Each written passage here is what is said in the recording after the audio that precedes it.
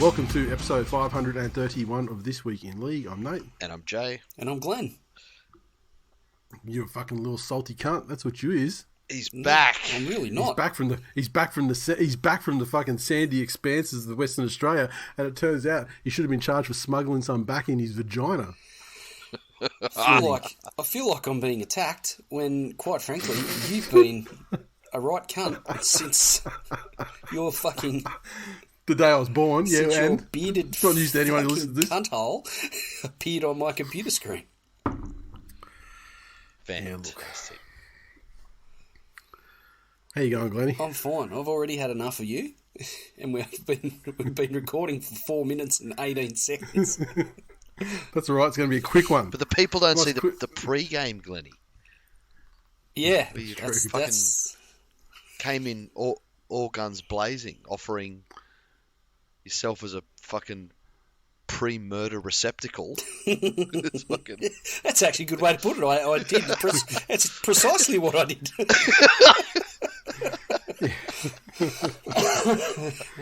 And just for any, it's a weird last wish that Nathan had, but okay, I'll just for any, just for any any listeners who want to know how to properly, threaten someone and pick a fight with them. When you live 2.5 hours away, you don't say that you're going to come down and do it because with the home field advantage and time to prepare. Especially if you've got share my location turned on in your iPhone. Yeah, I'm glad. Yeah, the thing is that like I know my driveway's too steep for the big D's anyway, so it's all good. I'll just I'll be up here and looking down. By the time I get a Smokey Dawson chair installed into your fucking street level, up to your front door, it'll all be over, and I'll be happy again. Yes. All right. Tell you what, just looking forward to going to the fucking doctor tomorrow morning. Fucking had enough. Prostate exam? Yeah, among other things. I'm yeah. still fucking sick, so I just need to cut the sign off on some fucking antibiotics, I think, just to finish this shit off. Because it's just fucking tired of fucking not sleeping properly and just feeling like shit. So Dude, we are running at 4 weeks solid in my house. You're the third person I've spoken to today that is like, and these are people who just don't go to the doctors willy nilly. Yeah, and as in I've been to my doctor, and I've been to them again, and they're now sending me for fucking scans and MRIs and all this other shit to. I reckon I've got like walking pneumonia or something. Like they're only operating on about fucking 70%. Lung capacity, which means you sleep like shit and just everything just sort of flows from there. Nicklin can currently go no more than about 2 minutes without a coughing fit, where she coughs till she throws up, all day, all night, for 3 weeks straight now. Yeah.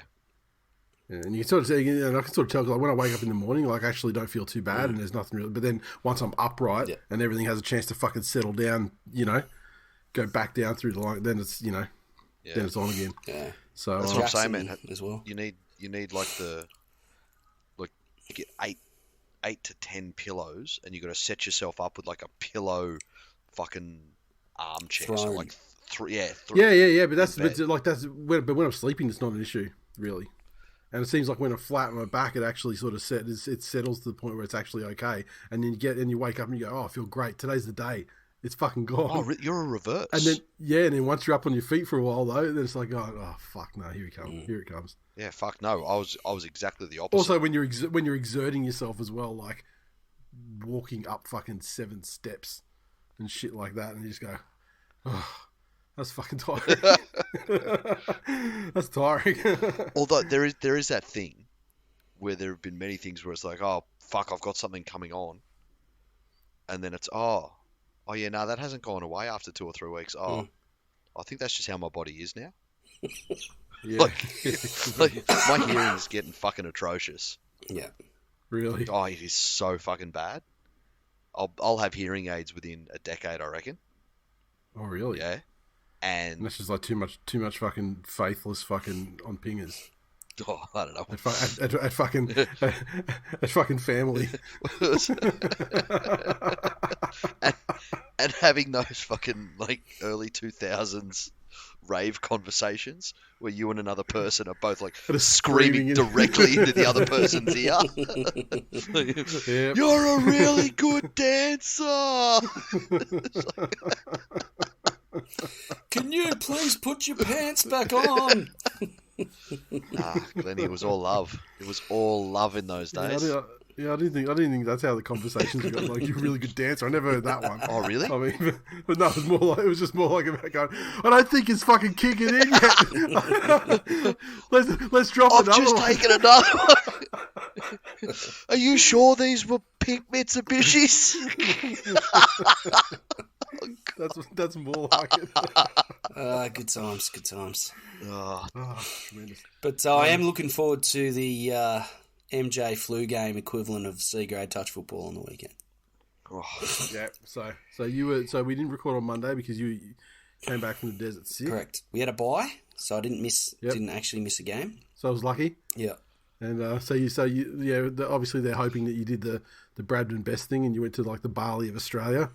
And over the bye weekend, and you've come back refreshed, and you're about to make your push for fucking C grade state honours or whatever the equivalent thing is. Yeah, a certificate.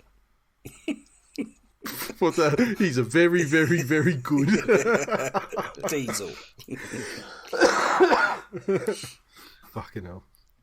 All right, cool. All right. Let's go. So look, there's actually we have to blast through these games too because there's actually like some news stuff has happened this week. Like things have happened. Like, literally even today, and it's something we couldn't do without the D's because obviously directly concerns his beloved club. Well, I don't know how beloved they are, but yeah, that's exactly. I was going to say I actually care less than most people. How beloved? Nobody knows.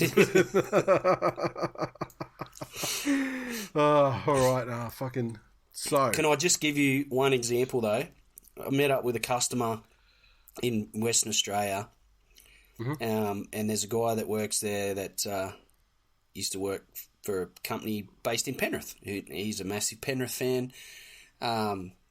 Used to have a little bit of dealing with him many, many years ago when we were both much younger. Haven't seen or spoken to him in 15 years. Right. I walk in the door and I do the polite thing, say, g'day, Glenn. He's, Blakely, how's those fucking Tigers going?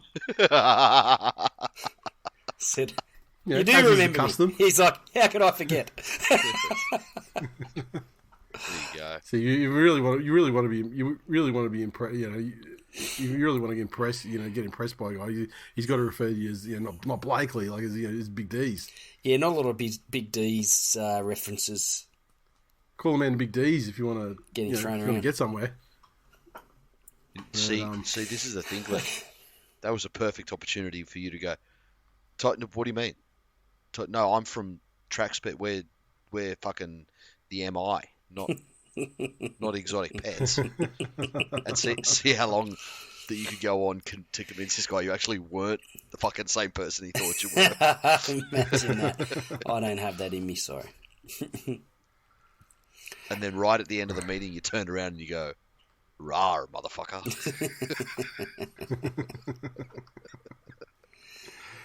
But yes, the Tigers stink. Stays around for a long, long time. And plenty more where that came from, Glennie. Yes. I don't know if you caught up with the news, but we'll get to that. Now, very straight.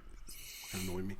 All right, so we move on to, where's my browser window? There it is. Okay, round 24 it was. Thursday night, the Mighty Manly Seabs Eagles 12 defeat the Penrith Panthers 6 at Brookvale. The Panthers tries to double to Crichton, Taruva and Cleary. What do you get? 3 conversions and a penalty goal. And Manly tries to Sipley Garrick and 2 conversions to Ruben Garrick. Go on, cunts. All yours, man. You start. Losers. Oh, losers ball. You go for it. You can go. Apparently Manly won 12-6. Honestly, I've become convinced over the last 3 weeks that in like 7 or 8 years' time, something's going to happen and it's gonna come back and talk about around this time of the history of the NRL. Yep. That there was like a fucking Tim Donaghy situation, some cunt going into business for himself, fixing fucking matches. Now I'm not going to say who or names because it's not this game, not just this. There's 3 games every fucking weekend for the last month, where you go, my God, what the fuck are these cunts doing? And I wouldn't want to call the referees inept. I think there's only really one truly inept referee in the game at the moment, and I'm going to fucking say it, Casey Badger, because she can sit there in the video bunker and fucking explain her entire thought process to coming to an incorrect decision. It's not just like, oh fuck, she missed the knock on. Oh, she missed this, she got that fucking wrong. But no, hang on. She'll sit there and give a TED talk on her fucking mistakes. Every time we've spoken about her, you said that she makes the right decision, but says she gets there the wrong way. Yeah, well, that's part. No, in cases she has, and that's also a fucking I know, but that's also just another fucking put that in the folio as another fucking piece of evidence. She's the one that gives TED talks on her decisions, and you still at the end of it, you still don't know what the fuck. But the decisions were right. Going to be. No, not necessarily. This last weekend, absolutely fucking not. Oh, okay. Here from we her. are. I mean, that's irrelevant though, because that has nothing to do with this game. I mean, she had nothing to do with this game. That was another game. But I tell you, the standard is fucking horrible. And I tell you, one thing I love, fucking if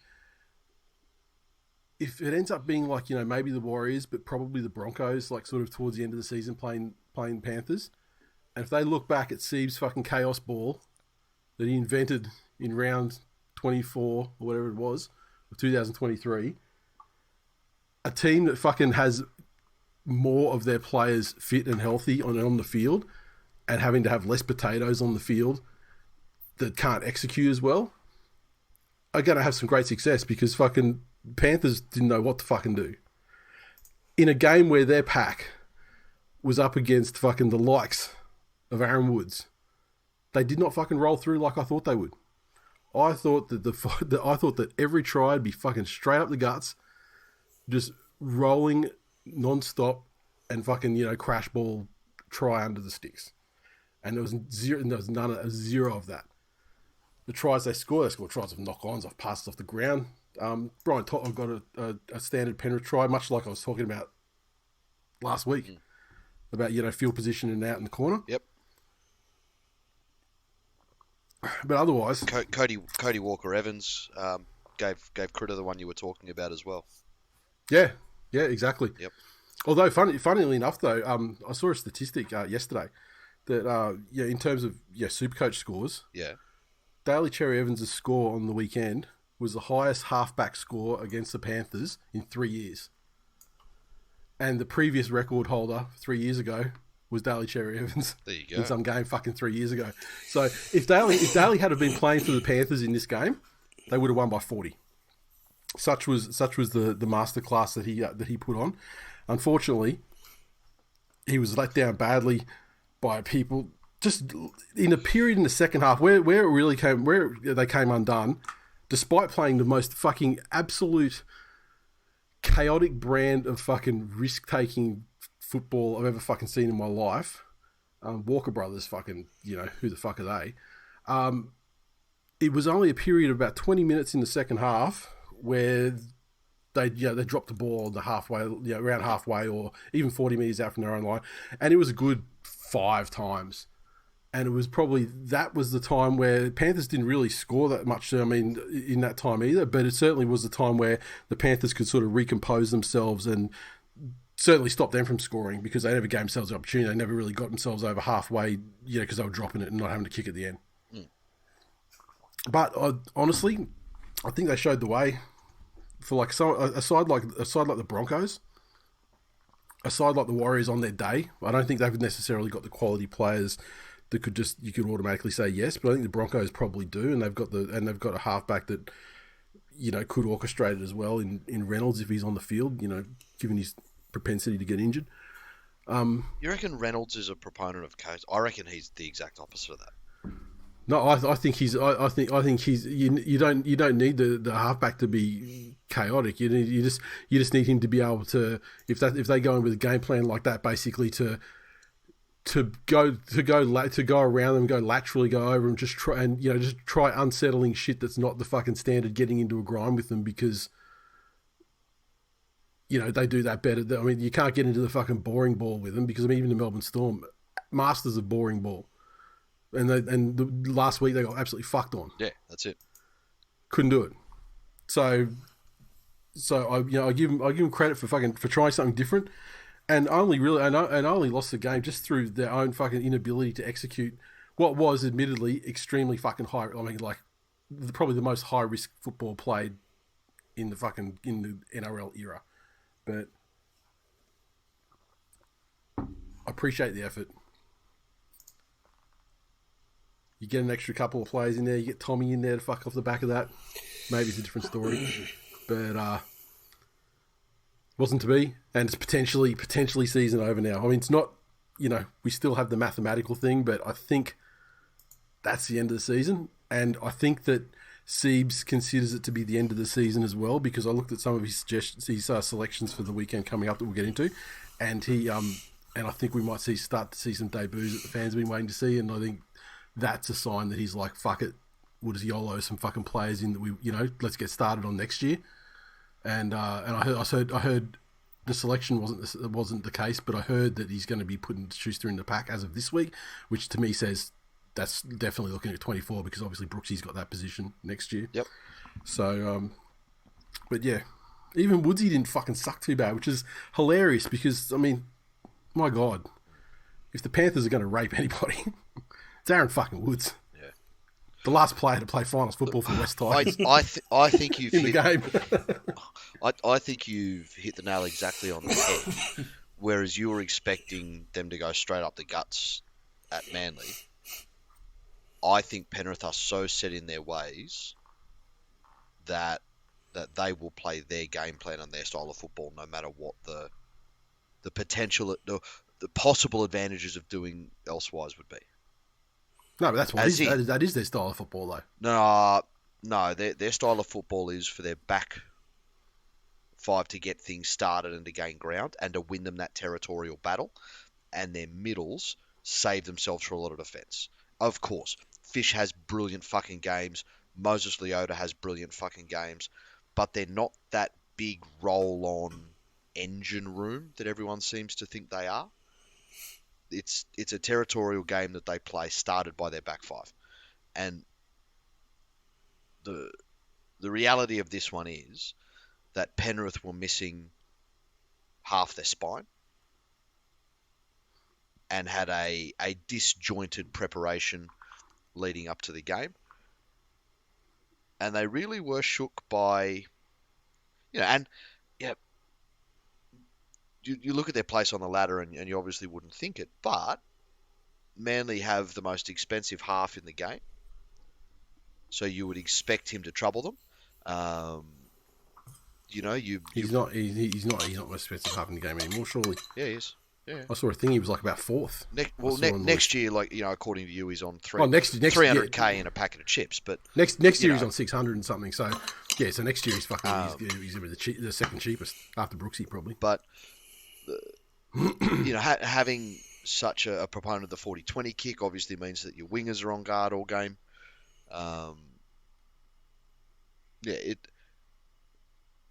was one of those games where it looked like Penrith were a little bit rattled, but this is that great skill of that team, that when they're under pressure, they understand that there is probably nobody in the competition that can keep that pressure up on them for 80 minutes, or for even close to 80 minutes.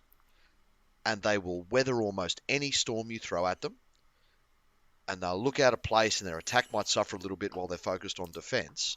But then all of a sudden, and exactly as you said, and this has been the problem with Manly for the last couple of years, how many times have we sat here and said, well, if Manly can fix their handling, they'd be a threat. If they could hang on to the ball, if they could respect the ball, especially in their own half, they'd be a top 4 team. Yeah, this time I didn't care so much though, because it wasn't like it wasn't like some fucking dumb cunt just like one out like a forward taking a regulation hit up and then dropping it. Yeah, that's it. I mean, it was ridiculous fucking shit that they were trying. But this is what I'm saying. Penrith or whether any sort of weird fucking Harvard shit that gets thrown at them, because they understand that eventually it will crack. That they eventually the referee will just fucking hand them a try. Off a knock on and a pass off the ground. And I'm glad you got to that, because I'm just so proud of the boys getting on, not refs faulting, not cracking it when they were denied an obvious fucking 8-point try after the absolute bullshit fucking knees sliding in. After Graham Annesley never spoke about that, so it wasn't a thing. I'm afraid. Of course he did. He only apologises for the stuff that's wrong. No, he only apologises to people that whinge like bitches, and we keep our mouths shut and we win games. We don't need to blame refs. We just win fucking games. So, and premierships. And I'm sure that not only will no one actually ever remember that, but that is full time for episode. There's going to be a beautiful mansion. There's a beautiful mansion there. A couple of guys in pink shirts with beautiful mansions that just won't pass the sniff test. 7 years, mark my words. 2030. 7 years, nice. Darkest day in Australian sport. It's coming. I'll get out of my wheelchair and do a dance the day that's. And if you're going to be in a wheelchair in 7 years, you need to start drinking some more milk. No, I said I will get out of my wheelchair and do a dance on the day that happens. In 7 years? No, meaning that it will never fucking happen. I'm just saying, just drink some milk. Just says an insurance policy. You can't start by saying 7 years and then talk about getting out of your wheelchair in 7 years. Because on the day that happens. Because it won't happen. Won't happen. Won't happen in fucking 90 years. And I'll still be kicking around. You saying they cover their tracks that well? Hate's a fucking powerful motivator. You think they cover their tracks that well? Fucking, you got more faith in them than I have. I will I will wheel myself to your fucking eternal resting place where the NFT of your face displays brightly and fucking laugh at you. And say, oh, you stupid cunt, you couldn't live to see the day that they've just fucking stricken all of the results from 2019 to 2025 off the record because of the largest organised fucking crime sting that they've ever conducted. I'm really sorry that my plane home didn't crash. Yeah, we are too, but that's another story. The Sharks 36 defeated the Titans 6 at Reclaim Australia Stadium. The Sharks 36 tries double to the Moot. Tracy McInnes, Graham, Rudolph, Ramian tries. Nico 4 conversions. Titans 6, a try to Tino, a conversion to Tanner Boyd. Take it away, Glennie. Titans, torn apart on the edges pretty early and often, and the Sharks just kept going back to the well, and the Titans never really adjusted well enough to stem the flow. And just for good measure, the Sharks put a couple on up the guts through McInnes and I can't remember who the other one. Crash ball. Toby Rudolph. As well. I was pretty disappointed in the Titans. They've actually been sort of showing like a little bit of... I really thought and this was the opposite of that. More solid against the Sharks, who've really been a bit shaky over the last month or so. And very very fucking beatable over the last half of the season. Exactly. So, no, I was disappointed in the Titans. I expected more from them, and they really wilted. And the Sharks, just with the extra time and the lack of attention to detail with the Titans' defensive spacing on the edges, they've just fucking come to shreds. So it was fucking. They got what they deserved, but huge. And the thing is, I don't know in 2024. I don't know if there's like fixing their. I mean, will he be able to improve their defense? Absolutely, without question. But will he be able to make their defense actually good though? In 2024, I don't know. I don't think he's struck. I mean, like he's had a large number of years now where he hasn't been the most successful. So I don't know if he's. This is the other fucking strange thing that the Titans, and I don't know whether it's the end of season and their season's gone. I can't see how the Tino thing would have had any sort of effect on any of this. But if you look at that, yeah, because that was the day. It was only announced like right before that game. Well, but either or, you know, you don't think them just cool re-signing of a player. It's a big contract, big dollars, whatever. He's not, you know, that Ponga thing. Like, do you remember when Ponga was on the big money and was obviously disliked by certain players on that team?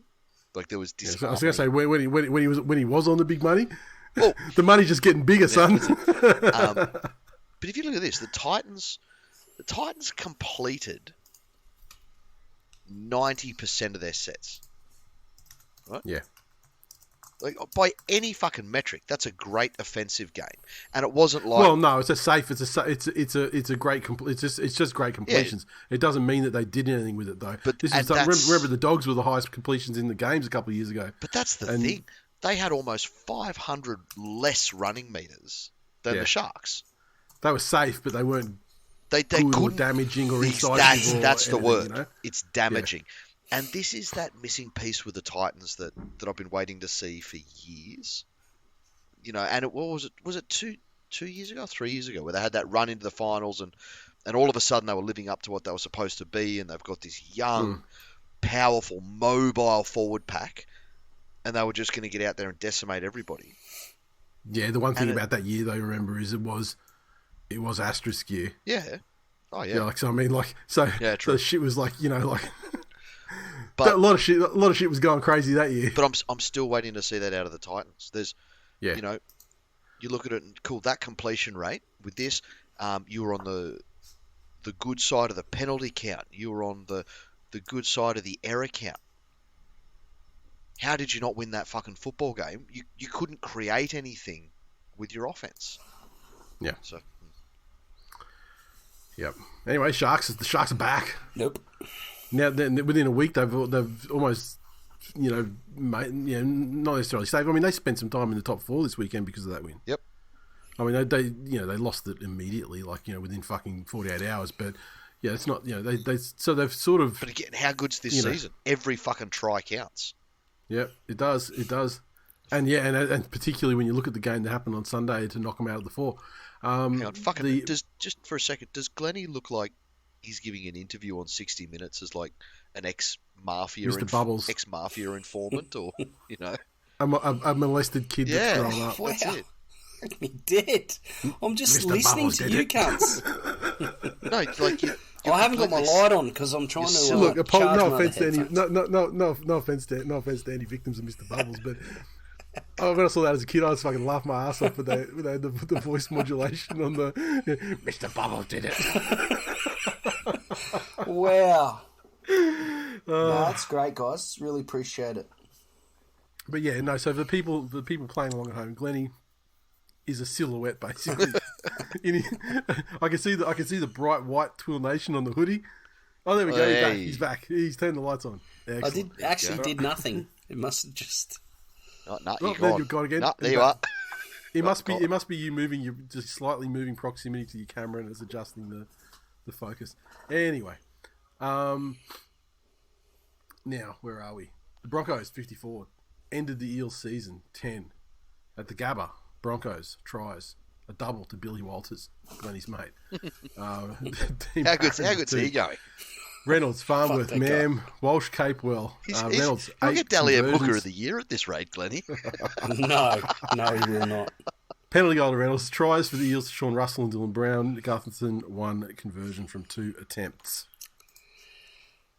I was pretty impressed with the Broncos. They're storming into the finals. Reece Walsh's suspension doesn't have any impact on Dally M, does it? Can he win it? Does it not? Can he win it if he's been suspended? Well, I don't think you could. Okay. And even so, I wouldn't put him on. I wouldn't put him on top. He'd have to be close. I mean, He'd have to be in the Sean top Johnson 3. Would be on top. Sean Johnson would be leading for sure. Right? That's fair. I guess the only criticism is maybe they're showing their hand a little bit too early, and whether they have a dip come week 1 of the finals. But as for Para, I think they've obviously been exposed again. And looking forward, like we talk about the window, the premiership window being slammed shut, but the next year they've got the same coach, really the same key players. where does the improvement come from? It's not like they've had like ridiculous amounts of long-term injuries. Moses has played most of the year. They've obviously had the Dylan Brown situation. Gutho's been there most of the year. Saw an interesting article saying that the way they started the year having to play without Madison was the beginning of the end. This was thought that was a bit dramatic, but no, the beginning of the end was kickoff of the grand final last year. that was the fucking beginning of the end. That was the first creak of the hinges slamming shut on their fucking window. Honestly, they could have backed up and got back there again this season. But I saw a headline. I didn't go in to read the article, so I don't know exactly how far they went with it. But here we the go. headline Sorry, was something about the selfish decision. The selfish decision that derailed the Eels season or something. And I think it was referring to fucking Madison taking the suspension rather than the fine. Yeah. Isn't this the thing, though? Like our mate Michael said, that when they're suspended, they also lose... Like, they still get a match payment. They get as part of their contract, their total contract, a component of that is made up of, 27 match payments. Right? Yeah. And so, because he missed his games, he would have missed out on those match payments, which is would more surpass than the fine. Yeah. So, look, once again, the brain damaged meat puppets. No one said they were smart. I mean, it's not we're not in the days where they have to work other jobs and have to be brain geniuses. So Glennie, like, Marty Bella being his optometrist or whatever he was, and Glennie, the last we got of the Dally M's was at round 12 before it went behind closed doors, so they can manipulate it to whoever the narrative needs to be. And at that stage, Payne Haas was leading on 30 points. Surely a prop forward can't win it. Cleary was second, and he... Yeah, I don't think Payne Haas... He's had too much Cleary time had off. Heaps of time out, so he's no way he's so up he there. can't win it. Third was Harry Grant, and he's been far from spectacular. I think he's had games where he's missed points for sure. Nico Hines was there. He's been garbage. How the fuck could Nico Hines be? I mean, like he was out for the first 5 rounds, and they were good for a couple of rounds after that. But then they've been fairly average. Let's have a fucking look here, right? Out of this, because you're right. So Payne Haas, again, Broncos have been great, and there have been better players in the Broncos than him. You can believe that in the round since that time that there's so many people have taken votes that aren't Payne Haas for sure. Cleary had too much time off. Harry Grant's been ordinary. Nico Hines has been ordinary. Then it's Reece Walsh. So whether his suspension can or can't. Yeah, I'm not 100%. I honestly don't know, but he's had a lot of good games since then. But there's also games where he's been locked down too. Then after that is Latrell Mitchell. Yeah, no chance. Then after that is Ben Hunt. No chance. Well, even the way that he takes all the points from a Dragons game, they haven't enough wins. Is this going to be like the ultimate fucking Luke Brooks? Like, can he win it just because? Look at everyone that's ahead of him. Latrell's had time off. He's also been out with. He was out with his hamstring. I'm going to say that round 12 was a fucking long time ago, and Sean Johnson has picked up max points. So then many games in the next 3 months. So it was Cody Walker, Dylan Edwards, and Sean Johnson were all tied on 22 points.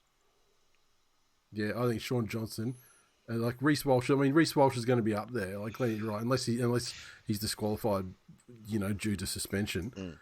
But I think Sean Johnson. Cherry Evans was on 18. I feel like we should know this stuff, but and he'll be getting. We should, but I don't really care enough. Yeah, exactly. Yeah. Anyway, fuck Parramatta. Yes. Absolute joke of a club.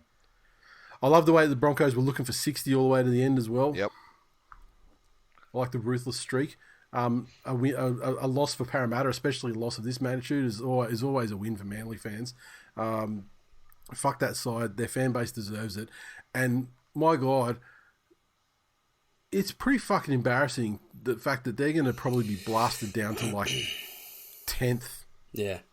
Maybe worse. Although at the end of the season, when they were the beaten grand finalists the season before, here's the thing though. Usually you need to fucking breach the salary cap to get fucked out of the finals so hard and fast.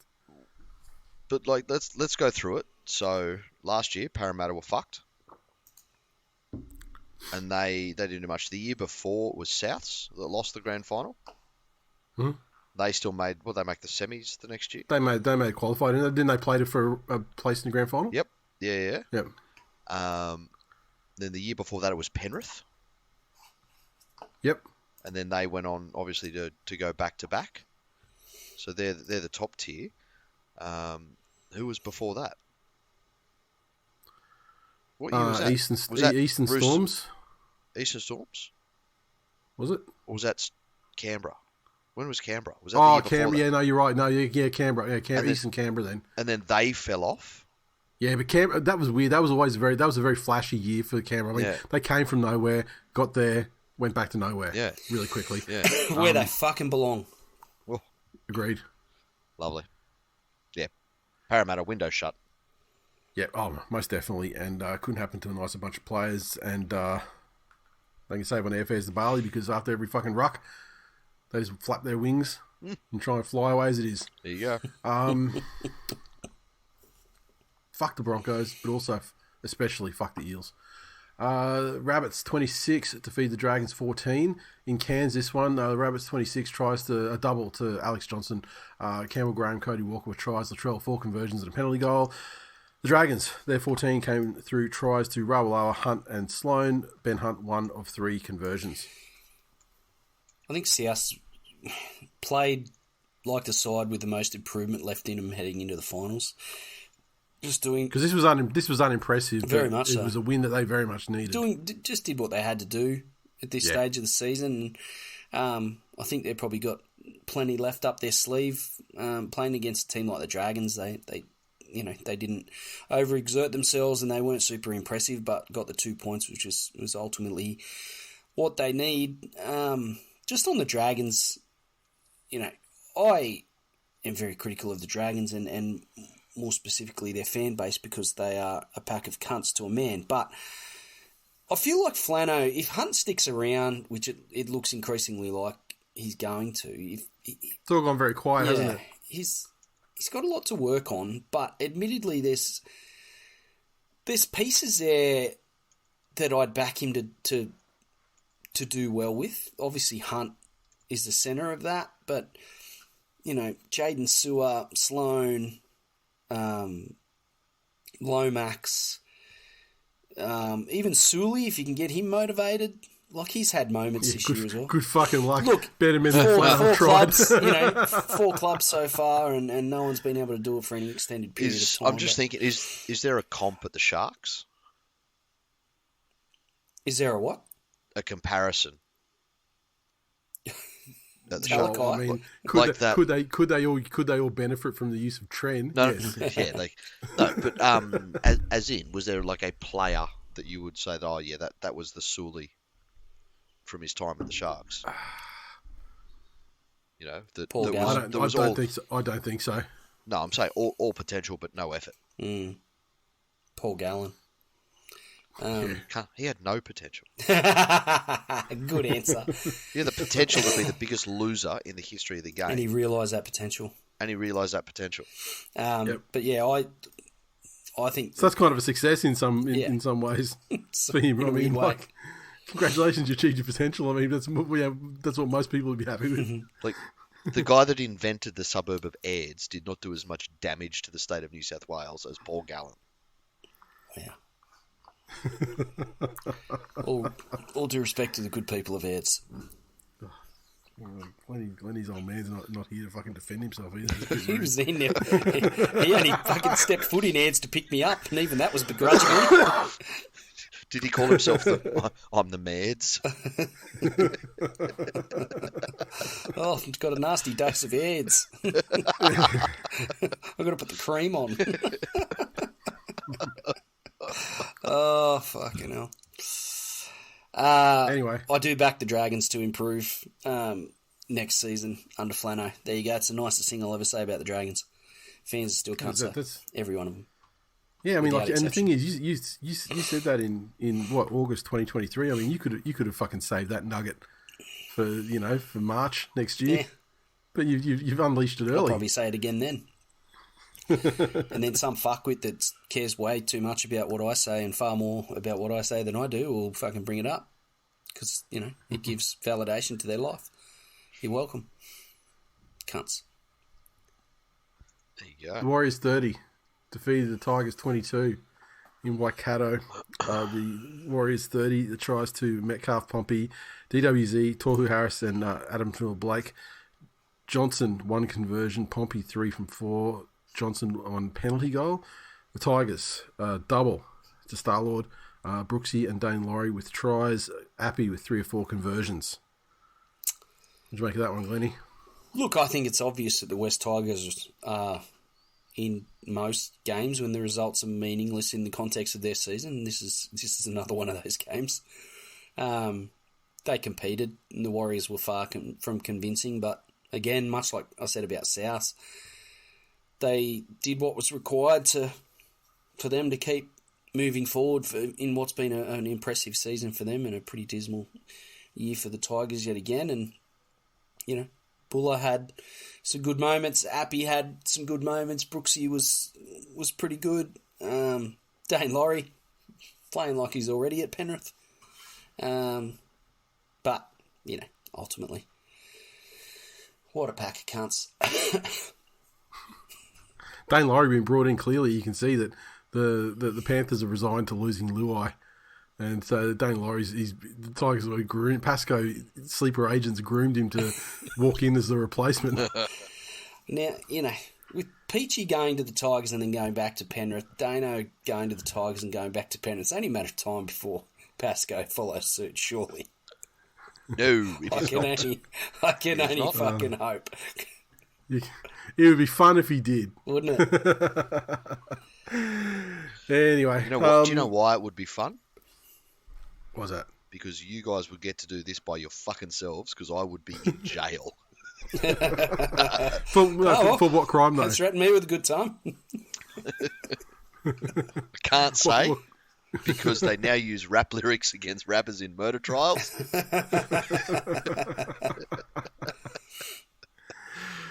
So what do you make, Glennie, of Adam Dewey coming out on Twitter and rest folding this game? Look, I feel like there's a solid body of work that would suggest that Adam Dewey probably shouldn't talk to the media. I think it's fucking amazing that we've discovered that Adam Dewey's brain has an ACL that it can rupture.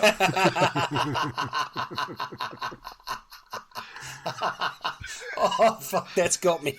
Oh, I appreciate the shit out of that. Oh, look, who knew Adam Dewey was still employed by the Tigers? Whatever. Yeah, I mean, I thought he'd been medically retired, or just decided himself. If not, he should have been. Just old. I can't do. The knees just aren't. The knees just aren't up for it. But no, he's looks like he's coming back for you, Glennie. He's gonna try and fill the void by Brooksy, left by Brooksy, who had another fucking cracker of a game too, just quietly. He's very much looking forward to making his first grade debut next year. The Roosters 30 defeated the Dolphins 14 at Allianz. The Roosters 30, they had tries to double to Drew Hutchison. Manu, Swali, Billy Smith also with tries. Swali 5 conversions from 5 attempts. The Dolphins 14 tries to Ray Stone, and Jermaine Osako 2 conversions and a penalty goal. Dolphins, I think they started really solidly, and were super competitive in the first half, and just ran out of steam in the second. And the Roosters, to their credit, probably weathered, the competitive spirit of the Dolphins, and just hung around, got enough out of Keary, who provided time and space for, the big centres, Smith and Swaliti out wide, and pretty solid performance from the Roosters, I thought. Assisted, obviously, in the second half by the sin binning of Ray Stone, which didn't help the Dolphins' cause at all, but I thought the Roosters were the better team and deserved to win. Yeah, I agree. I mean, did anyone really care about this game? I mean, this game was running concurrently with the Matildas quarterfinal, and so no one was watching it. No one gives a fuck. Two fans. Obviously, the Reddy fan base fucking loved their team. The Roosters fan base, obviously, Anyway, the Roosters continue to entertain that, the mathematical fucking narrative that they've got any chance whatsoever of making it into the finals, and onward they go. Storms 48 defeat the Raiders 2 at Amy Park. The Storms had tries to Welch, which was his first try, I think, of the season to avoid the nudie run. I heard an interview with him after, and he said, "Look, as captain, he was thinking." Before he was thinking of not enforcing the nudie run this year, but now there's no chance of that happening because he's got off the mark.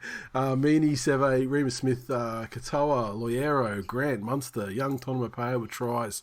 Meaney 6 conversions from 8 attempts. The Raiders 2. Penalty goal to Jamal Fogarty. I think it was the first score of the game. Pretty damning result. This one for the Raiders, getting dusted like that by a team that they may well end up playing in a couple of weeks. Just never in it. For Melbourne, all of their names were on as you expect them to be as they start, sharpening their focus for the finals. But, Munster, Hughes, Grant, those guys were all good and had their moments. But what I was most impressed with were, guys like Remus Smith and Tonopea and some of the lesser lights who played really solid parts. And I think that's when Melbourne are at their best, when their big guns are firing, but then guys that aren't the bigger names are really stepping up and doing their role, which makes them greater than the sum of their parts. I was impressed with that, and I think that's probably a sign that the Storm have the capacity to get back to that level, although they've only been there sporadically this year. But it's probably getting to the. It makes me feel like they have the ability to do it when it counts. Yeah. That's a fair and point. I guess the position that they find themselves in on the ladder at the moment means what they're doing is kind of enough. Anyway, at the moment, even though we've been looking at some of their performance and going, "Gee, that was fucked." They're still kind of, they're top 4. They'll probably finish 3rd at this rate. Yeah. And so, maybe certainly 3rd or 4th are available to them. I mean, some of the teams around them, aren't going the greatest, and the Raiders particularly worrying for them because they have been, the fakest team in the competition all season. This was the most glaring example of that, though. Yeah, winning. I mean, but this is not the first time this season they've been fucking smashed either. And I mean, when they win games, they generally haven't won by more than 10 points this season, I reckon. But they've had a couple of games where they got smashed in this game. They got smashed by Manly, and there was another one I can't remember who it was that smashed them as well. And so I just feel like they are firmly and irredeemably placed in the cannon fodder of the finals, and aren't going to last very long. The Knights 42 defeat the Bulldogs 6 in Newcastle. The Knights had double to Tyson Gamble, tries to Gagai, Man, Tuala, Leo Thompson with his first try, I believe, and Jack Hetherington. Ponga 6 conversions and a penalty goal. The Doggies try to Reid Marnie, a conversion to Matt Burton. And more the same from the Dogs. Fuck, they were hopeless. The fact that it ended up being 42-6 is a miracle. Yeah, they were bad. Especially when, because they got thumped by the Knights previously this season. Yeah, that's what started the Knights' good run of form, that 66-0 win. Yeah. And that was the first one, yeah. And I think that makes this score all the more damning. Whereas if you look at, look what the Tigers did to the Cows. Yep. And they replied in emphatic fashion. And to be fair, they did run across a Tigers outfit that had, at least 2 from memory of their most important players out, Brooksy and Appy. Yep. But they turned around and used that loss to steal themselves and to go in. And for the Dogs and it's not like the Knights are a guaranteed top 4 side either, or they're a side that's been dominant for years that have all of these amazing players and potential. They're scraping to get into the 8. Yeah. They are playing every fucking minute of the end of this season to do so, they've had to do like 6 games or whatever on the trot as well. That's it.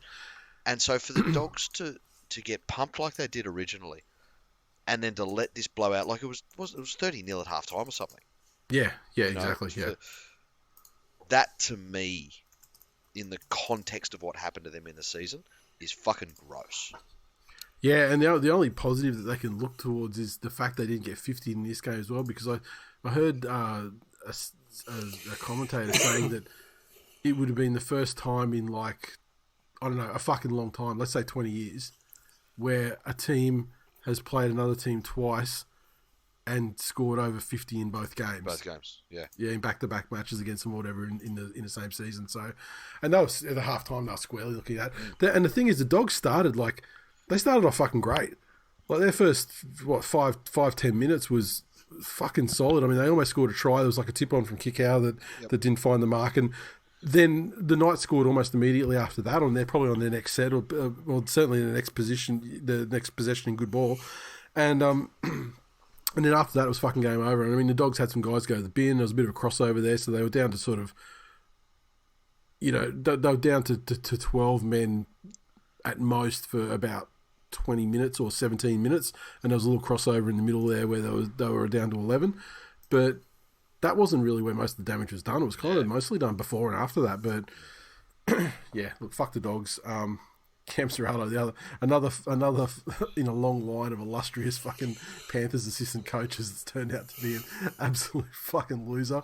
But again, this is that thing, and it keeps being done by terrible fucking clubs who think I'm going to take this piece of a successful club and just implant that into my team. And what it is, they're basically just attributing results to coaching, and not like other things like once in the fucking in history fucking generation of players that have played together since they were in nappies, and all these other factors that come together that have nothing to do with fucking coaching. You got to remember, Ivan Cleary didn't learn to coach overnight. He was a fucking 43% coach before he fucking stumbled across the crop. Yeah, it's literally the crop. He put fucking he put 18 long fucking years into literally birthing his success. Exactly. I mean, but even then, I mean, he had to plug his seed into these fucking Polynesians that have been playing together since they were little. Yeah. So I mean, like Nathan's fucking he's Johnny come lately in the crew. Like he only played with them, for a flag or something, But the thing, and I don't know why people are surprised that you take a coach that was an assistant and throw him into one of the worst performing first grade sides as a head coach, and are surprised when it's not a raging fucking success. Yeah, but let's look at the other side of that coin. Webster. Yep. He's taken a side that was pretty much a similar, not as bad, but still an historic basket case for the entire history of their organisation, apart from a couple of flashy seasons. They were nowhere near Bulldogs. Yeah, but they've been a basket case for a longer period of time, more times than not in the last 20 years. Because remember, when they made grand finals, it was these massive runs and surprises. The Bulldogs made 2 in 3 years. I mean, they were and plus they had the ones over in they cheated to get the Super League. You're talking historically. I'm talking from where they were last year to now. 100%, he's done a better job. But that's the difference between me fucking. If you're fucking Webster and Glennie's Serraldo, I say to both of you, I'm going to give you a shit car, and I want you to make it drivable. Yours has got no spark plugs, and Glennie's doesn't have an engine. That's the difference in fucking assignment you're talking about. So it's no wonder that Webster's done a better job.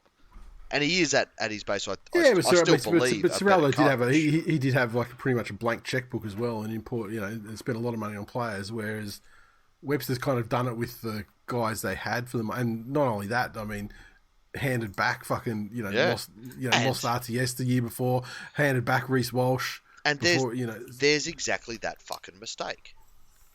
they've made exactly the same mistake with their coach that they've made with the players. Oh, we're just going to fucking cherry pick, and we're going to get these successful pieces from other teams and just plonk them in here. You know, and then that's a win. It doesn't work like that. Fair call. Yeah, and Gus is finding that out. Yeah, exactly. Gus will be in his fucking eternal rest before the Bulldogs taste future success. That's it. It is written. And fuck the Bulldogs as well.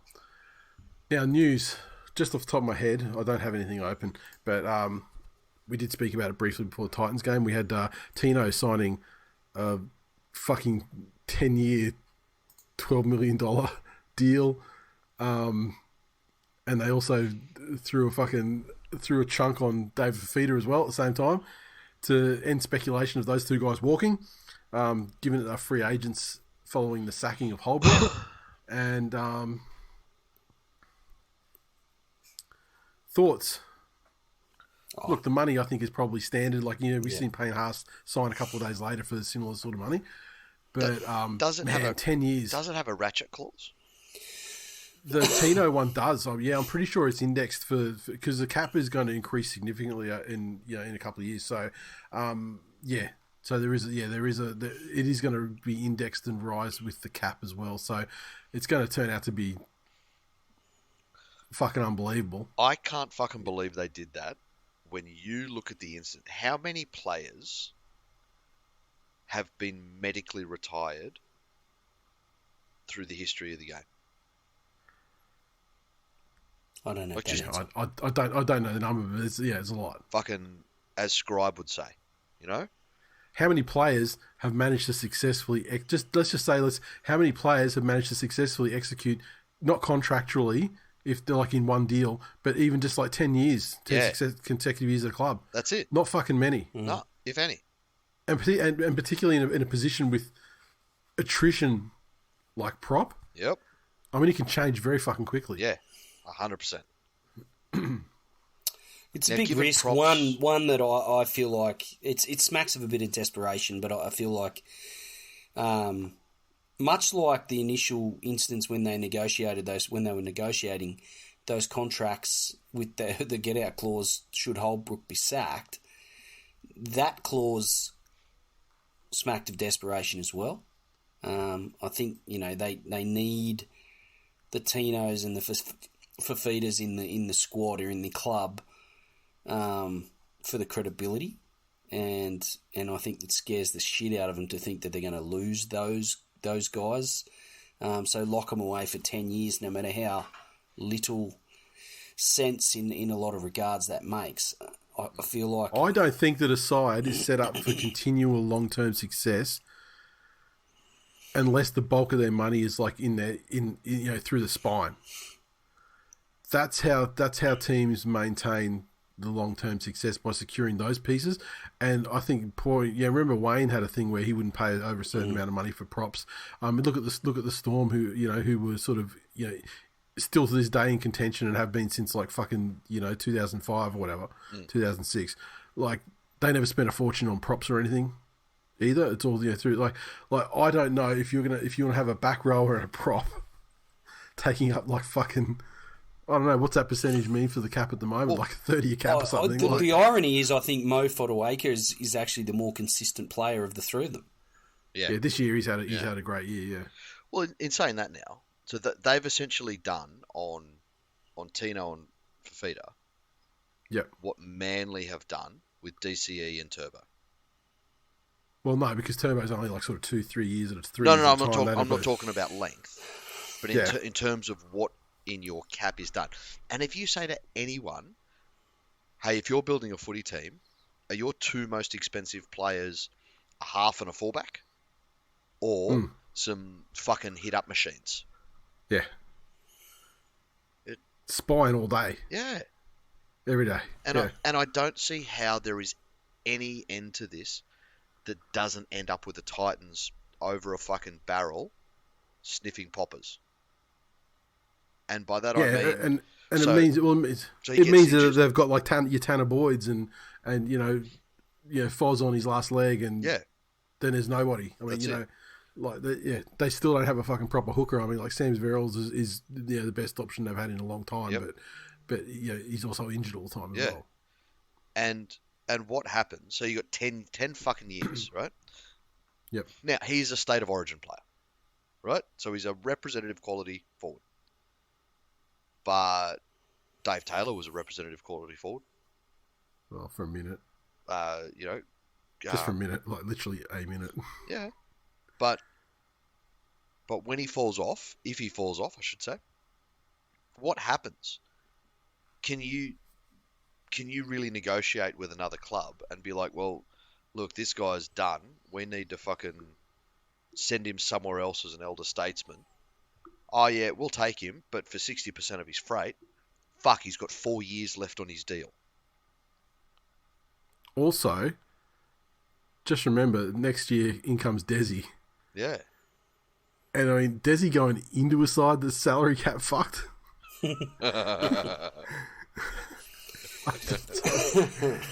Honestly, I think it's it's the end of the Titans as a club. Ultimately, I'm not saying it's going to be straight away like it's a bad decision today, but they're going to look back on it and go, "Wow, well, we were fucked for so long because of this." Tell you what, right here, Nathan, if you were an adult film star and your job was to fuck, and you walked on set and there was already jizz in the orifice. Yeah. Are you not doing your job that day? He's saying that the Titans should undertake a clean out before Desi arrives. I'm saying that Desi will take the fucking salary cap sloppy seconds like you wouldn't believe. Now, speaking of teams like trying to unfuck themselves from cap trouble, the Bulldogs have given the tap to fucking Tavita Pangai Jr., who has retired from the NRL, saving them $750,000 on against their cap to become a professional boxer. So, there you go. What could possibly go wrong? The Bulldogs are supportive of his decision. Of course they are. Well, of course they will be. I'd say that, honestly, the Bulldogs are the architects of that decision. I mean, that is the decision to save themselves $750,000 because they spent a lot of fucking money. Look, you know, and the fact he was on 750 is hilarious in the first place. You look at him, and you know he's achieved basically anything you can in the game. He's won a ring. Played Origin. Represented his state. How the fuck are we having this conversation? How did these things happen? It's funny. It's funny because it makes it look even fucking stupider for selecting him in that game. And I mean, and that's tough. It's tough to do, but he's managed to achieve that. But to me, the timing of everything is just hilarious because it gets announced in the afternoon, and you're like, okay, so the Bulldogs have got another 750. It's not that much further for them to go to top up Payne Haas and get him down there, which was the intention, I'm certain. Yeah. And then hours later, like 2 hours later, Payne Haas has signed the deal with the Broncos. Yeah. And that deal was exactly as predicted, where I think he got a little bit more money. He got an index for the cap, and it's only 3 years in the first place, so. Yep. It means that he can negotiate when the cap rises significantly. He can negotiate another even larger deal. That's it. And these guys, Tino and Payne Haas, have absolutely fucking fucked the prop market now for money. Yeah. Because that's they've set the new level for the top absolute top tier franchise sort of props. They have. I would be curious to see if anybody's learned anything from this Ben Hunt exercise. As in, well, if you're going to take that money, you better fucking perform. Otherwise, there will be scrutiny and there will be stories about you every week. And whether that matters to players or not depends on their makeup. But it's going to be very interesting to see play out. For TPJ. I don't think he's a sad turnout because he did those things. He played State of Origin, he won a premiership, he was a ringer for 6 games, and I think that stint showed us exactly what his potential was. he was a great guy when he had zero responsibility on him and he had a very limited role and he could be trotted out, impact a game when the coach thought it was required, and then pulled off before he did anything stupid. And even then, there were some fucking things he did that almost cost us games. Even Ivan, there was a couple of times where if he had his time over, he would have made those decisions sooner because he almost fucked them. Fucking hell. But I don't think he was ever destined to be. Again, the pressure was on from an early age. He had a great start to his career and came out and was damaging, and all of a sudden all the talks about him and he was the best forward in the game and all this and potential and and never lived up to it. But there you go. Maybe boxing is his thing. I'm not qualified to say. He'll be back at the Broncos in 18 months, 12 months. There you go. You're the You the pro boxing expert, Glennie. Maybe not back at the Broncos, but like back in rugby league. You reckon? Yeah, he might end up at the Titans on a 10-year deal.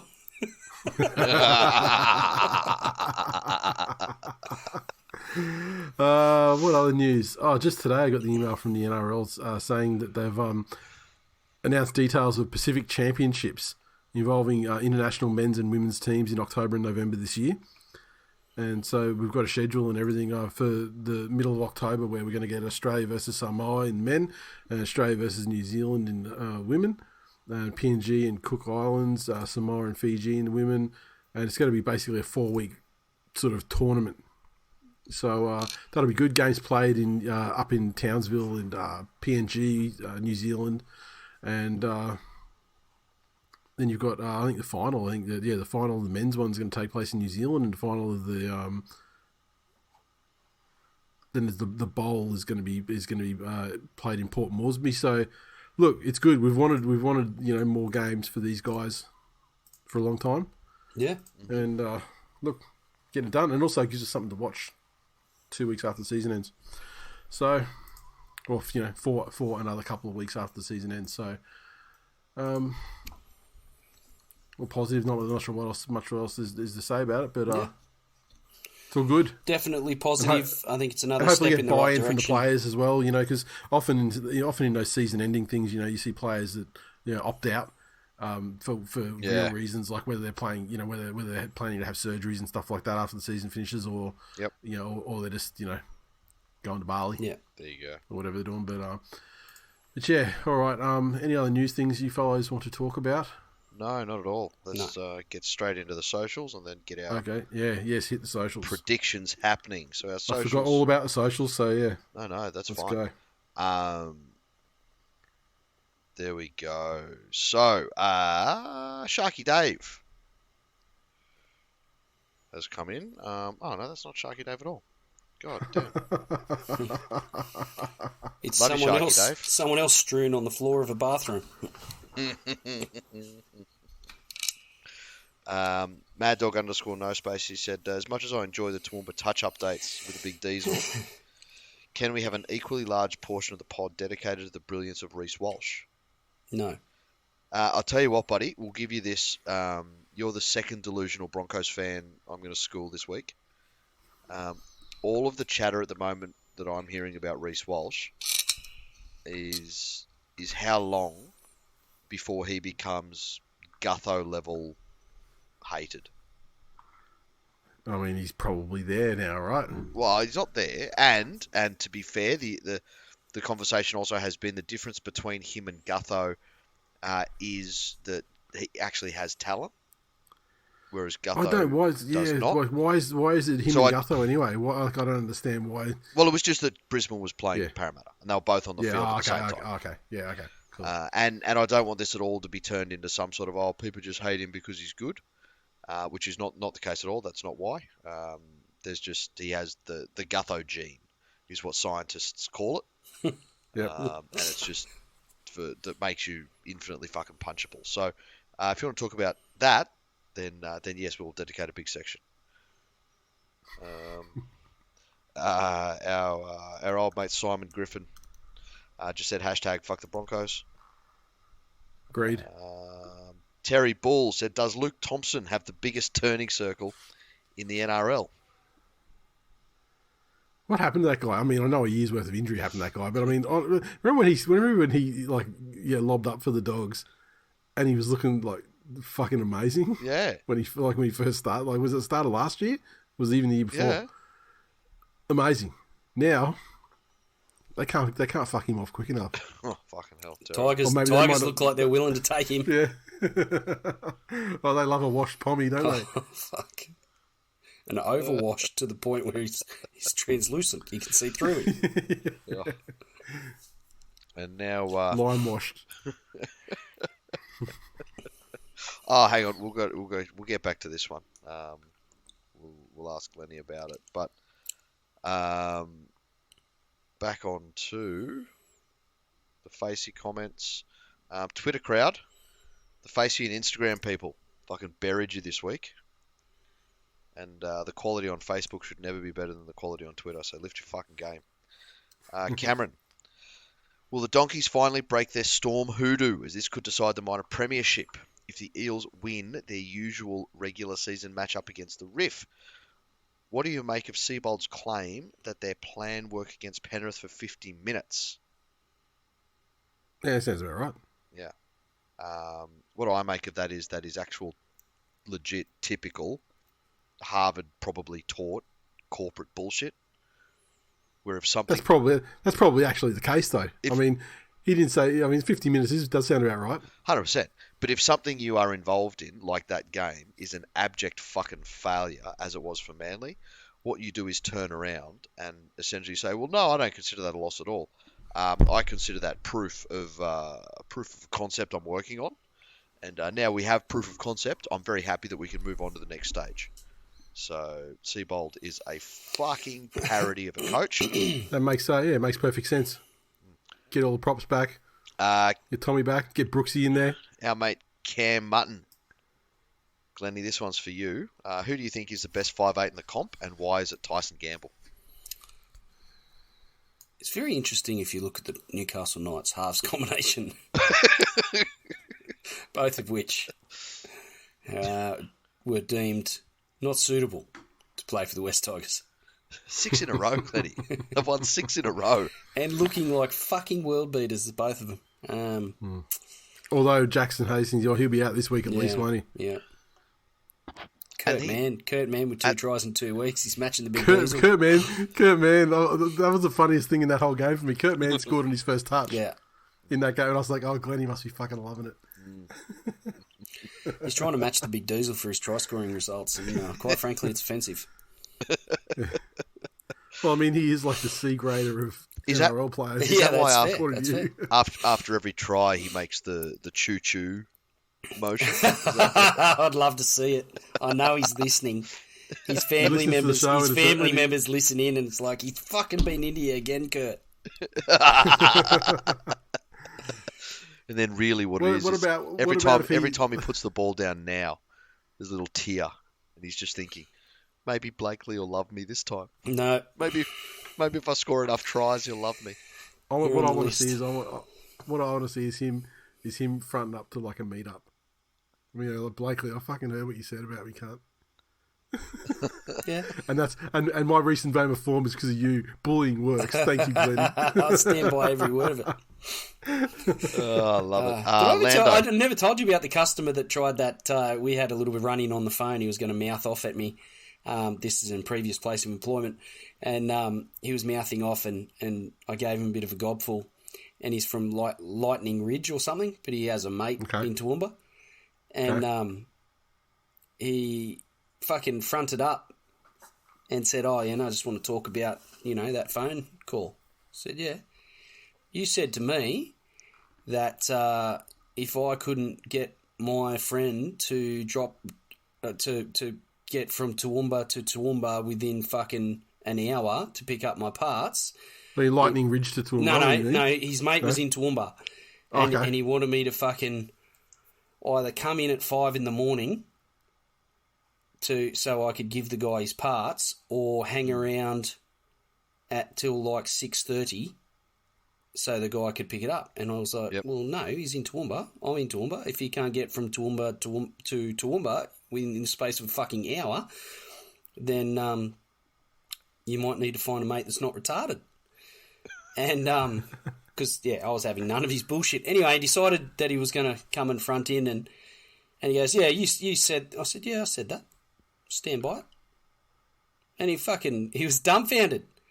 And I said, look, I had some other stuff to say too, mate, but, at the end of the day, we're both red-blooded males. You were drawing off, I was drawing off. Fucking play on. Is that what you come here? What did you come here to try and intimidate me? He's just hopped in his car and fucked off. See you, bud. This didn't go the way you thought it was going to go. What really didn't. He was going to suck you off? So, Kurt, man, see you at meet-up, brother. Stand by every word I said. Lovely.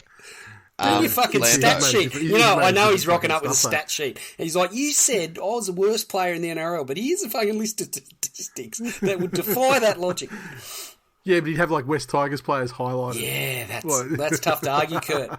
I'm sorry, Kurt, let me buy you a fucking white wine spritzer. No, it'll fucking come down. You'll go to fucking square up at each other, and he'll come in Why to throw does it have to be about violence, Jack? He'll come in and throw this big overarching right and pop his shoulder out. Oh, the irony. And you'll get that flashback to when you did it. And you'll start crying and you'll hug. And I'll say, that's how I did mine. And then he'll go and help you out when you're feeling sick. That's right. In the cubicles. And then I'll reach into his back pocket and pull out a baggie. Lando, the officiating in favour of the bookies favourites is out of control. I think almost all the outsiders were on the wrong side of bad calls this week, and it's a trend that just keeps on. Look, the referee pointing to the spot and blowing their whistle when another team scores against your shit defense isn't technically a bad call. You may not enjoy it, but it's not a bad call. I don't think that's what he's referring to. And the Dragons actually have been whatever the opposite of beneficiary, victim of like a couple of weeks in a row now where they've had some awful fucking shit. Yeah. Game-changing shit. But I saw Annesley he only apologised for the Manly one. He reckoned that was the only one that was actually really bad. And he said the other ones had like mitigating factors or blah, blah, blah. Fuck up, cunt. Gee, I tell you what though, Annesley watching the games on the weekend, he must be just on Sunday night, he just must be just like the fucking anxiety, just like, oh fuck. These cunts have given me another full Monday afternoon briefing again. Can I just get a fucking Monday off? Joshua, he said, Reed Marnie arguing with the ref about Preston doing his best Tarzan impression had a very Cam Smith, Alex McKinnon vibe, and his unnecessary tackle around Kurt Mann's ankles plus backchat says a lot about him and the Bulldogs. Yeah, look, there's a couple of things in this one. Like Preston's, he's got form, happened earlier in the season, got a suspension for it. I don't think this one was necessarily like a textbook. What they're trying to say is a hip drop, what they're trying to stamp out. I think there was a bit of bad luck in it as well. But the fact is you just can't, like, people are going to get penalised and binned and suspended for stuff that's not technically the thing because they're trying to stamp the thing out. Yeah, that's so if you're close or adjacent to the thing, then you're in line to fucking be punished, but as if you did it. So I think he's landed a bit weird. Like I don't think it was technically like the what they're calling a hip drop, but he sort of landed in a way that caused pain or whatever to the player, and it kind of so. But Reed Marnie arguing about it, yeah, he's an annoying cunt. He's got more of the Gutho gene in him than fucking anyone. And and it disappoints me because I enjoyed watching him play last year and being undervalued. Why? Well, he came on, and that's what we were saying at the end of last year that he will miss. That the Parramatta Eels will miss him far more than he'll miss them, and he's going to the Bulldogs. Yeah, and for him to come out now and just be the little it's not even like Luai's a larrikin. He's a larrikin. Let's call it We'll meet in the middle. All right. But you're right.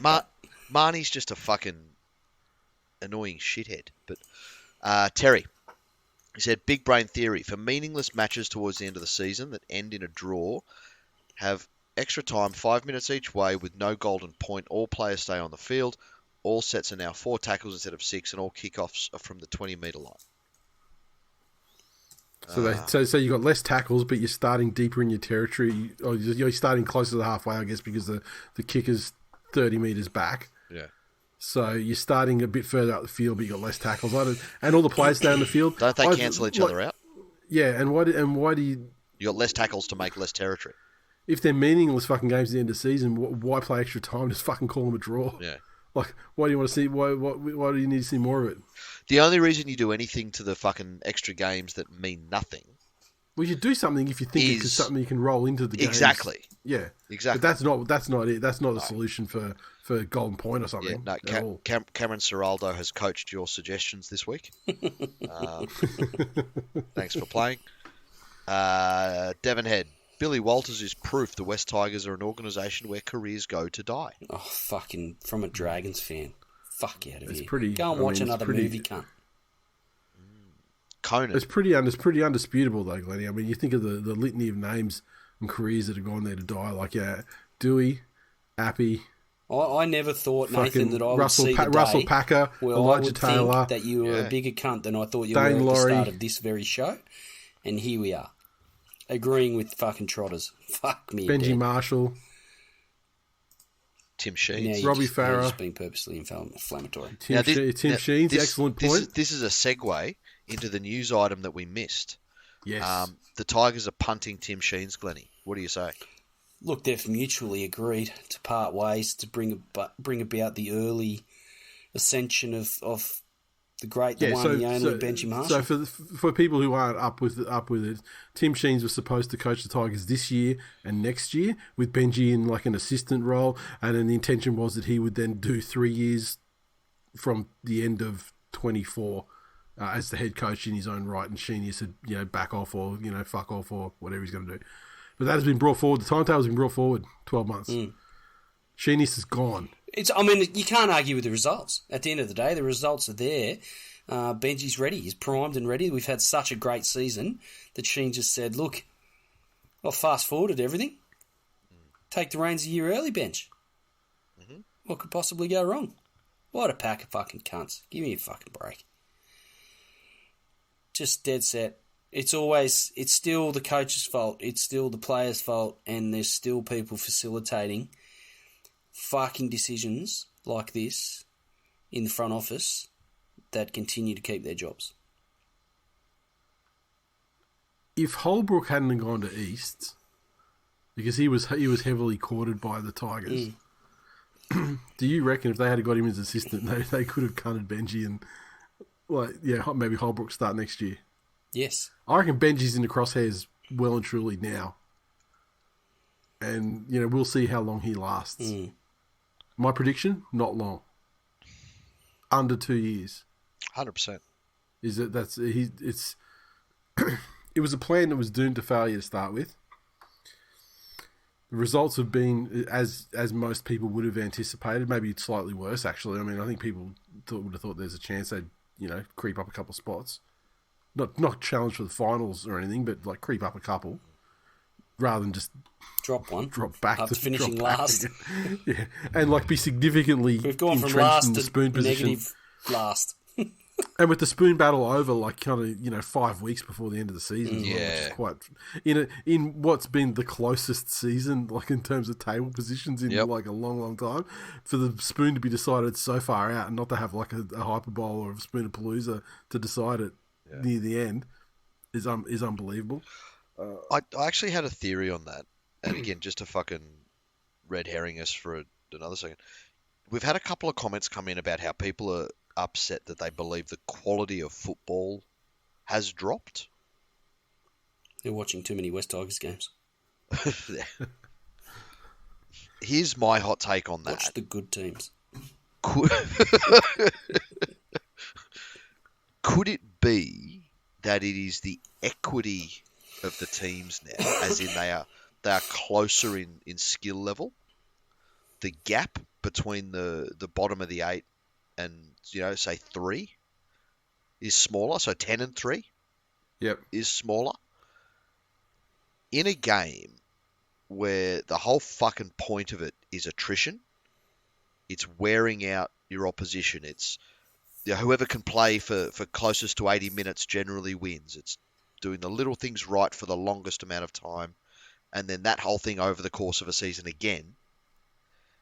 Could it be that as teams get closer in ability and skill, that the quality of football will drop because naturally there's less energy for teams to be perfect? Did that make sense? Yeah. I'm just trying to be fucking Dairy Queen here. As in, it is possible for the visual quality of football to drop off, but yet the season to be closer and more exciting at the same time. That's some galaxy brain bullshit. Okay, fair enough. Fair enough. I don't know. Just a theory. You're making me want to take my shoes off and fucking go for a walk on the oval. Play TPJ in your fucking starting lineup. Well, now TPJ's retired, I'm thinking about selecting him for a fucking representation in this week in league. Just need someone to get out there and fucking put some pressure on the first stint. Just fucking put one on Glennie in the first stint. That's the plan. Fucking hell, why? What a delight. Yeah. Are you though, really? Yes. I mean, come on. Not to you. On, You're mate. a piece of shit. Yeah, see? Thank you for proving my point. Mere seconds after it left my lips. All right, so the upcoming round of action, the Broncos have a bye. So hashtag fuck the bye. And Thursday night, North Queensland Cowboys take on the Sharks up at the Abattoir. Very important game for the constitution of the final 8 in the season. The Cowboys, without Jermaine Tanua-Brown, in comes Jeremiah Nanai. Felt goes from centre to wing, Taulagi wing to centre, Cohen Hess second row to bench. Sharks side, Colquhoun's out, Hazelton comes back in after his HIA. Otherwise unchanged. Sharks looked better last week, albeit the Titans were pretty ordinary. I think the Cowboys, they're at home, and I think they're buoyed to sort of get one of those last spots in the 8. They're certainly in more consistent form over the last sort of 6 weeks or so than the Sharks. So I think the Cowboys will win. Yeah. Just who would have thought at this stage of the season, right, from two firmly finals teams last year that we'd be talking about, well, the Cowboys are currently in fucking 10th. Yep. And the Sharks do not deserve to be in the 8 because they haven't beat any team in the 8 all year. Yeah. Fucking hell. Simply for the fact that they're at home. And I remain unconvinced that the Sharks can put 2 good performances in a row. I'd agree with that. Yeah, and I feel like the Cowboys have more to offer in attack and better defense as well. Also, more reason to win. Yeah, obviously. Like this is one of those games where they're currently sitting. What are they in? 9th. Sorry. Right, so the Cowboys are currently sitting in 9th. Yeah. And if they win this game, they shoot to 6th. Yep. So it's important. How good is this? It's phenomenal. I think Cowboys, and it'll be interesting to see. I think Cowboys, and it's just a matter of what the margins are going to be, and it'll be interesting just because we'll see more of what the Sharks are about, and whether last week was kind of an aberration against an easy opponent that's kind of packed in for the season, or if they are actually serious about making a run. Yep.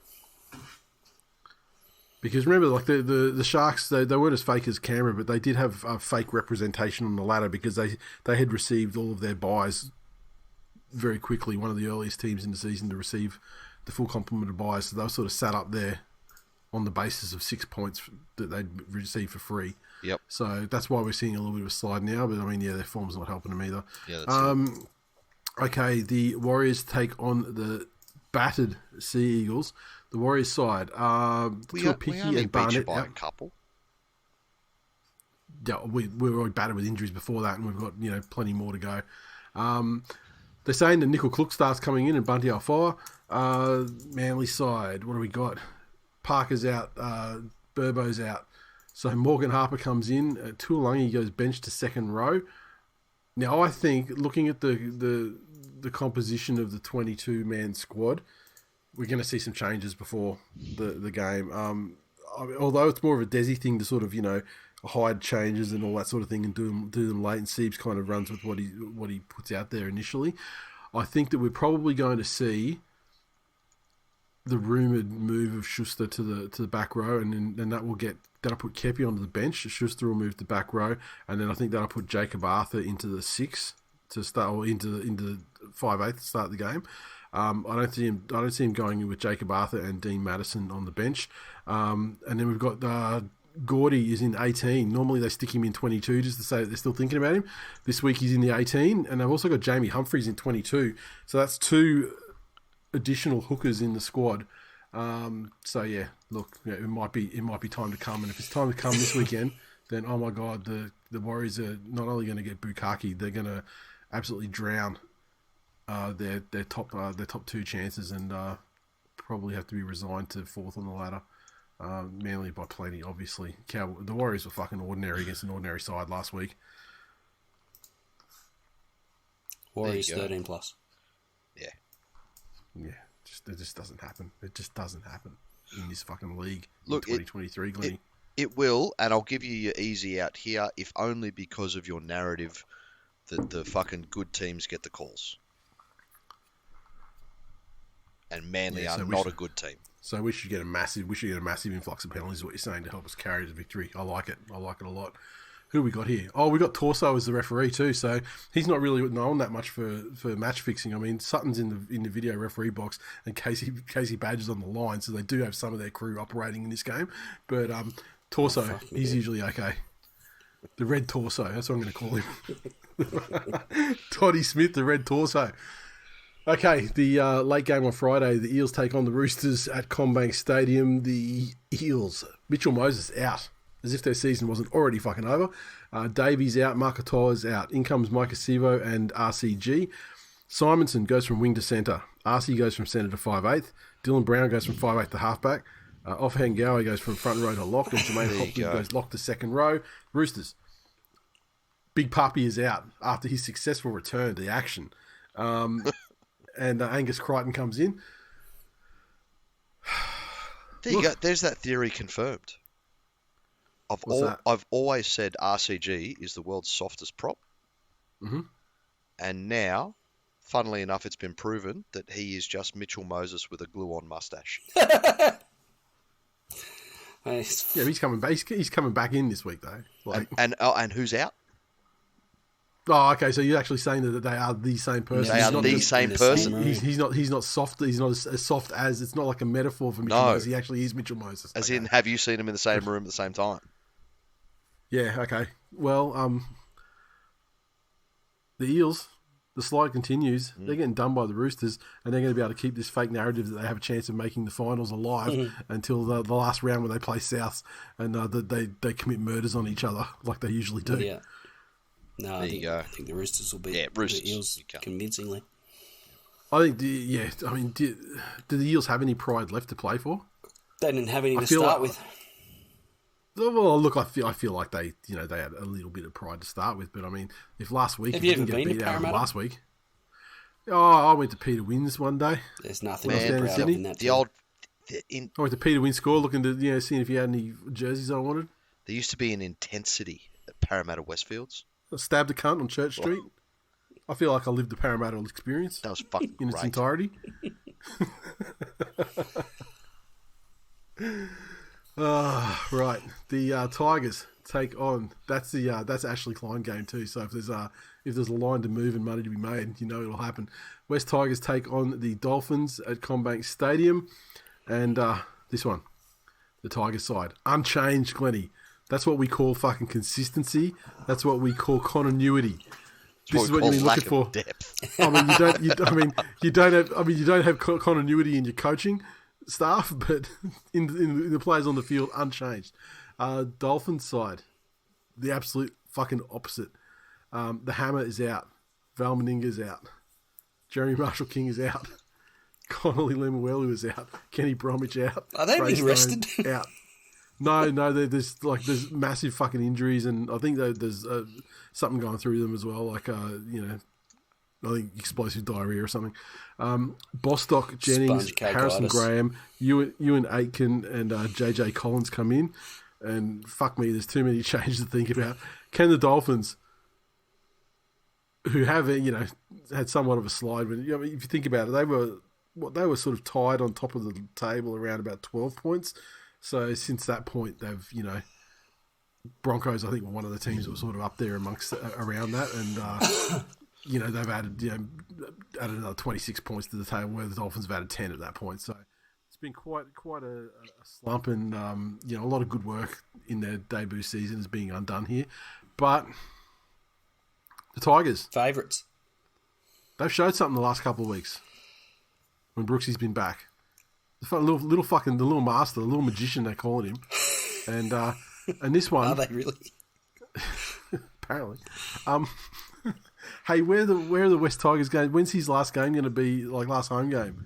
This is one, but I mean, is he getting a proper home game at a proper Tigers field? Because you got Manly. I think you're playing Manly at Brookvale in the last round, aren't you? Or did you play us at Brookvale last time? I can't remember. Fuck. If it was Ricky Stewart, he'd rest him. You'd think so, yeah. What I expect to happen is that the cunt club won't even fucking recognise him at all. They'll just be like, whatever, fuck off. Jilted little bitches. We're actually playing the Roosters in the last round. Are you? No, you're playing Manly, mate. How many rounds do you think Roosters are playing South in the last round, aren't they? No, gotcha. Yeah, Manly at 4 points, yeah. So who you playing? Where are you playing Roosters? So this is our last home game. And it's not even a proper home game, though. It's CommBank. No, well, that is the home of the West Tigers. Thanks, Justin. It's the nominal home ground for this game. No, CommBank's their home ground. Yeah, disgusting. Poor Brooksy has to go out at the fucking Parramatta Stadium. Well, maybe we get to Brookvale in the last round and he stays there. Yeah, well, that's the plan. If he wants to switch sides of that fucking game too and make things a little bit fucking smoother, so be it. Look, the Tigers are going to win this game. They're going to win it well, Glennie. Oh, I don't know about that, bro. The Dolphins are shot. They're looking forward to going whale watching off the fucking Redcliffe jetty at the end of the season. They're done. The fairy tale's over. They had a good run. They had some highlights. They had some great wins. They were pretty solid and strong through most of the season. Only got fucked on once by the mighty Manly Seabs Eagles. So, look, it's a successful season for them. A successful debut season. They're going to finish ahead of a lot of sides. But the West Tigers today... With a for and against of minus 98, they can proudly look at themselves and say that we had a better for and against than a team in the top 8. I've got them here as minus 110, which is still better than the Raiders. But, yeah... You've probably got them. Have you got them winning the game or something on your thing? Yeah, we've lost 10 in a row. Yeah. We're fucking due. Yeah, that's true. I mean, you are due.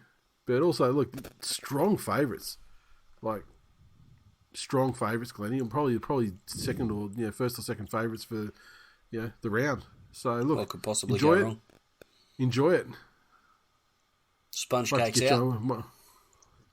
I don't know what you're doing Saturday afternoon. You're probably busy. I mean, otherwise you could get on and do Have you seen a winning fucking game companion for you. That's how certain I am you're going to win well. I'll be at touch, bro. Yeah, well, that is very important. You got to get into that final spot. That is true. I will be driving down the Gold Coast, but feel free to get on and do it yourself. Yeah, I'll just talk to myself. Be a fucking scintillating conversation full of the most agreeable fucking... I was going to say, void of the normal shit you carry on with when other normal human beings are involved in the conversation. Patrons, I apologise in advance for the hour of fucking non-stop refs faulting you will get. I do not apologise because I'll bring someone else in.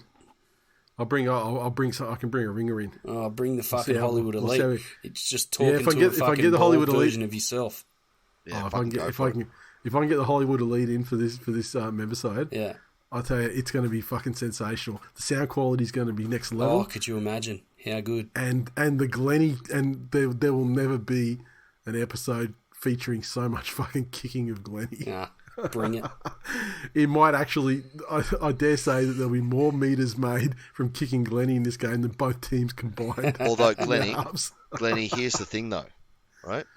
If we really want to give the patrons the best experience, you need to actually write out or record the episode, and then he can just use work that you've done previously and apply it a little bit differently, because that's what he wins awards for. That's true. That is true. Right. So West Tigers, we agreed, all three? Yes. Titans take on the Panthers at Hope Solo Coliseum. Are you going down to watch that game? Is that why you're driving down to Gold Coast? Taking the whole family. We're taking the young fella down to watch his first Panthers game. So this is about your first Panthers game of the year, is it? Yeah, it will be. I haven't been able to get to any others. Fuck, I tell you so. I know. So Stepdad will be down there in his brand new fucking jersey. No, me and... I'll say again, you're a cunt. You're in that. You're in one of those moods tonight. Look, it will be the debut. It will be the debut of one of the jerseys. I'll pull out the matching father and son fucking premiership jerseys that our good mate Aussie Jag fucking, and I'll say it again, so kindly fucking sent to me. Suck up. And they look fucking phenomenal. Well, no, Glenn, it's just what you do when people do nice things for you and don't call you a cunt all the time. No, he's a suck up for doing it for you in the first place. Not a fucking suck up. He's a genuinely glorious human being. He did something nice for you, so there's something wrong with him mentally. Anyway, Panthers by a fucking million. If the defense that the Titans displayed last week against the Sharks of all people, Panthers are going to score 50 points fucking easily. However much money you've got, you put it on the fucking 50 burger. Tyrone Peachy hat trick. Really? You think so? Calling it. Start the website. Is he back this week? You don't think it's going to happen to the worst guy, the guy with the worst and most shittest nickname in all of football on the other side of the fucking field? Getting the fucking hat trick? I mean, who? Critter. What? Fuck me. Straight in the shitter with that one. I think he'll get more tries than Tyrone Peachy. Yeah, he will. Just quietly. He will. I think, you know why, Glennie? Because he's a better fucking player than Tyrone Peachy. That's a fair assessment. I find that hard to argue with. And with my thesis that the holes will be equal on both sides of the ground, the better player will score more tries. Tyrone Peachy might get as many line breaks or something like that. But I think he'll just bomb more chances that he gets. That's all I'm saying. Panthers by easily 50, and the Titans. Just take a fucking good hard look at yourselves and the money you spend, you dumb cunts. The Dragons take on the Storms. Do you know what would be great? What's that? If fucking Fish and Moses and those cunts went out there with their fucking annual salaries on their fucking wrist tape, and every time they barreled over one of the Titans' $1 million men, just held it up to the fucking camera. Or it'd be better if they were doing like the making it rain thing, like fucking try celebration. And like both of them just do it to come up to each other and just like pointedly make it like a prop on prop thing. But that would be awesome. Fuck yeah. Dragons versus the Storms at Wynn Stadium. The Dragons side, Finai's out, Couchman's out, Zach Lomax in, murderous Frank Molo is in. The Storm, Bronson Garlick goes from hooker to bench. Harry Grant's going to start this time. And look, we expect this one to be a Melbourne Storm getting ready for the finals situation. Yep. In years previously, there would have been players rested. Yeah. Yeah. If the Storms were 1 or 2, there would be players rested. Yeah, and the top four is vital this year, I think, because it's where there's so much cannon fodder in the bottom half of the 8. So I think it's vital to get that top 4 position.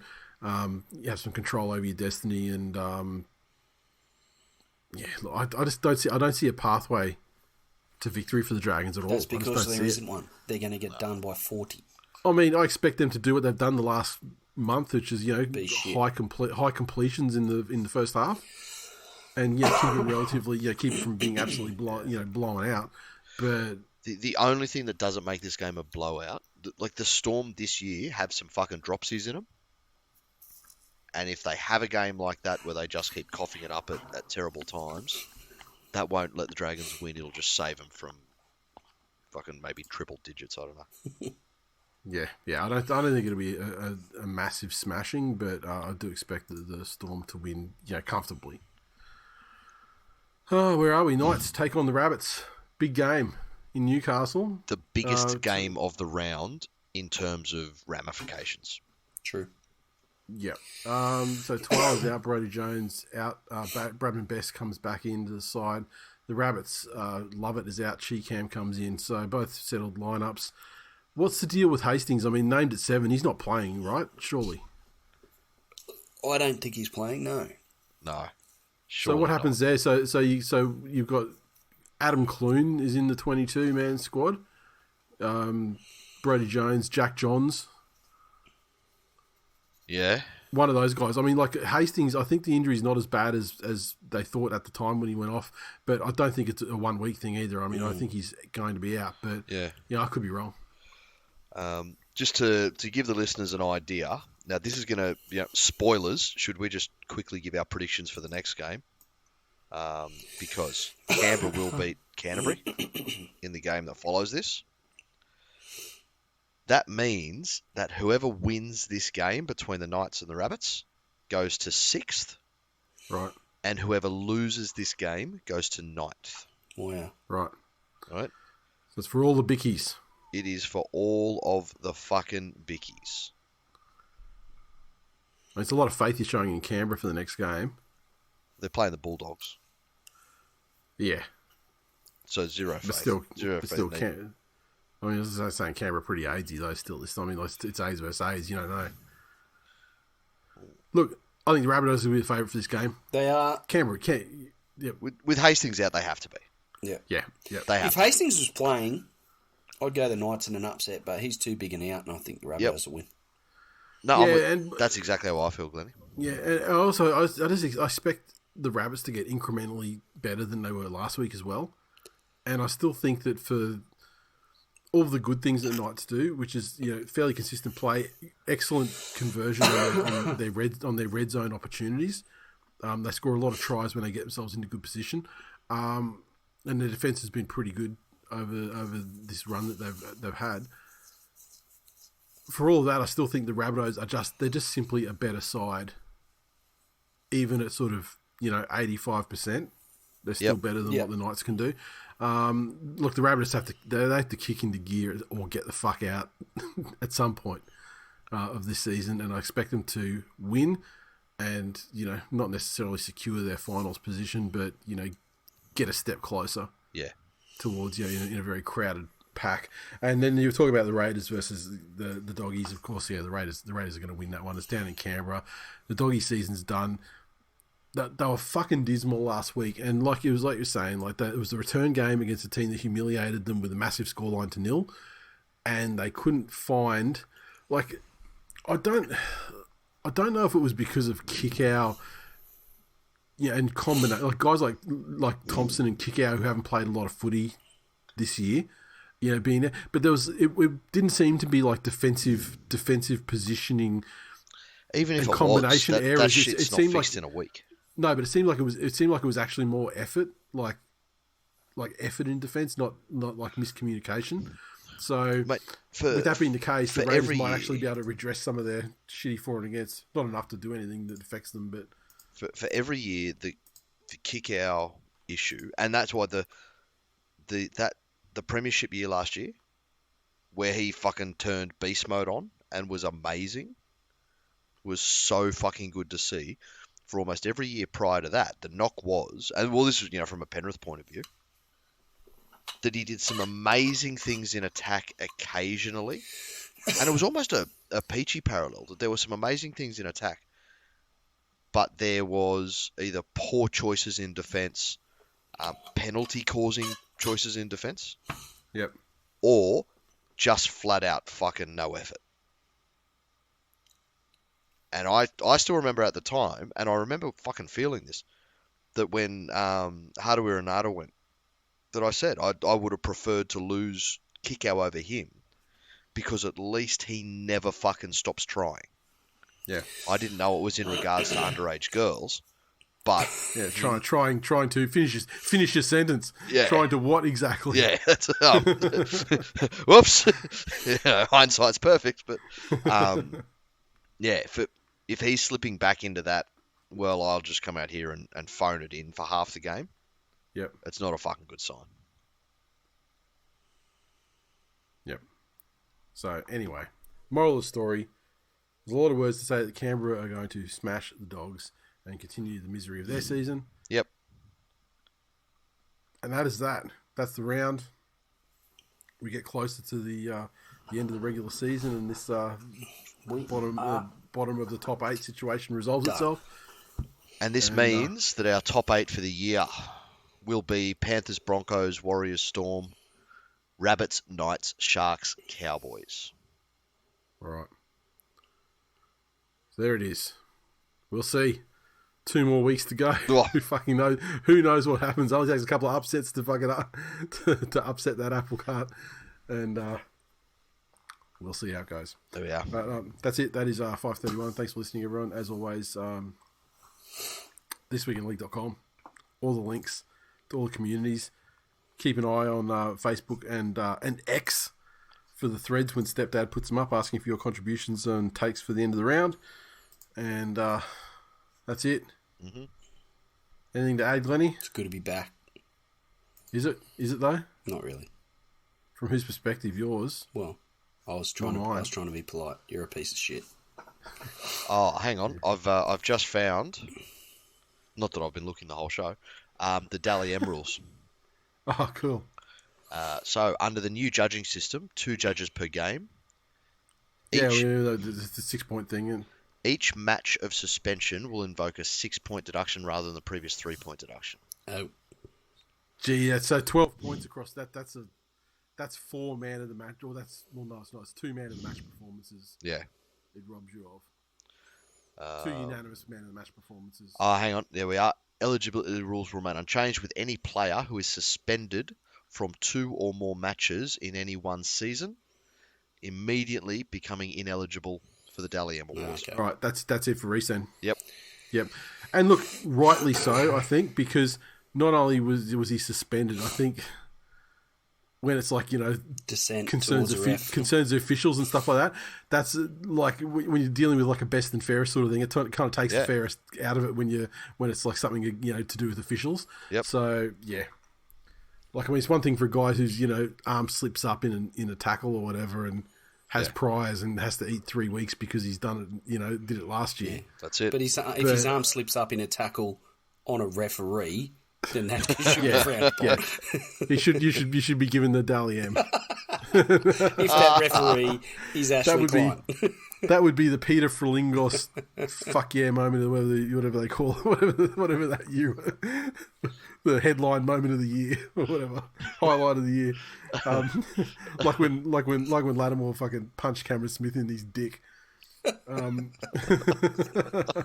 Up there with that level of quality. All right, that's it. Fuck yeah. All right, fellas. I'll be seeing you. We'll talk to you next time. Later. See ya.